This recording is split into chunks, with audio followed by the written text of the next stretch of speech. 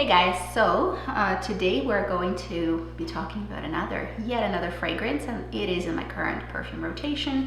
We're talking about Prada Infusion d'Iris Eau de Parfum Absolue. I have it in the largest possible format simply because obviously I am gaga over it, and I will tell you why. This is not a fragrance for everybody. It is definitely for those of us who enjoy purple florals.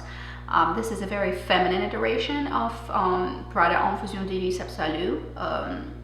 It's very much of the same family as Prada Infusion d'Iris, Eau de Parfum, and Eau de Toilette. They are a little bit more of a edgier, drier formulation. This, on the other hand, is somewhat softer.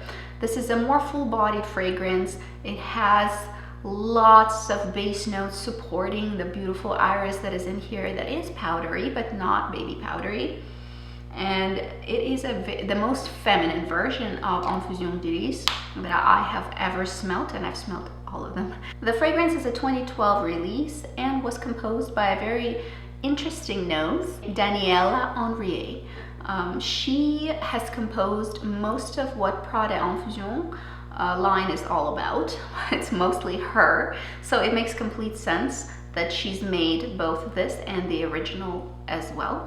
The original, I believe, launched in 2007, but don't quote me on that, that's just off memory. Both fragrances I have owned in full size. The original I have finished and I will be repurchasing, and this one is the one that I want to share with you today. This perfumer had made some interesting choices in her career, and she really is a nose who is very versatile, and she makes a lot of different kinds of fragrances. I think the most successful she's been, not monetarily, but in my opinion in terms of composition, is within this a bit of an aesthetic, slightly minimalist direction in which she took the Prada Infusion line. I think that was very, very clever of her, and it is some of the most beautiful minimalist perfumery that I have smelt. Not to say that the fragrance is really simple or one-noted, that's not the case at all. The whole line is very, very crisp and clean and very well edited. Those scents, they know what they want to convey, they know who they are, and they go for it very directly. And there's no fluff, nothing extra. There is what you need to smell to get what the perfumer is trying to portray, and then nothing else. And I do find that that style of perfumery is very, very telling of a really gifted, talented nose. It's not easy to make something interesting when it's quite simply constructed.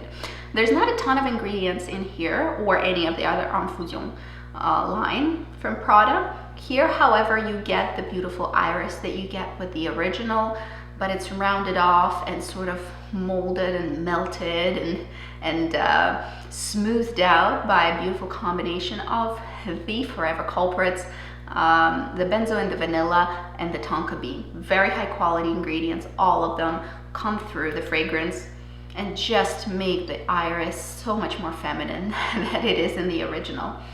It's a girly scent almost. However, somehow the perfumer still preserved the essence of what the scent was all about, really. And for me, it had always been talking about focus, staying laser sharp, and very businesslike. And really, this fragrance, although more feminine, is still about the same thing, which I love. I think work fragrances, real, true fragrances that can just focus you in on what you need to do, are hard to compose and hard to find. This, luckily for me, is one of them. I absolutely enjoy wearing it very close to skin because I don't obviously want other people to smell it necessarily, but this is one of those fragrances for work that really focuses me, sort of gathers the thoughts together and shines a reverse prism, so to say. It doesn't break things up into colors, it focuses things into a very sharp image of what you need to do, how you need to do it, where you need to go, who you need to be. This is one of those fragrances. If you love purple florals, I think this is a must-have, especially if you do like feminine purple florals that are not the dreamy, innocent, sort of 19th century aristocracy scent. meaning that it's not this dreamy maiden really that's wearing this. It's a woman who knows what she wants and how to get it.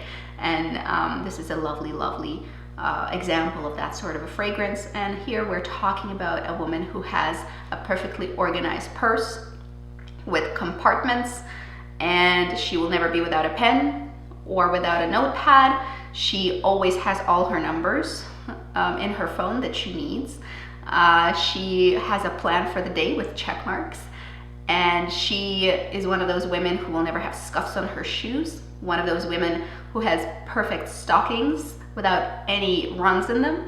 And if there is a run, she in that magical purse will have a spare. So she's prepared for life, and she's got it. She's handling it. She is beating the crap out of life. She means business, but she's not aggressive. She's still very feminine. She just doesn't take bullshit.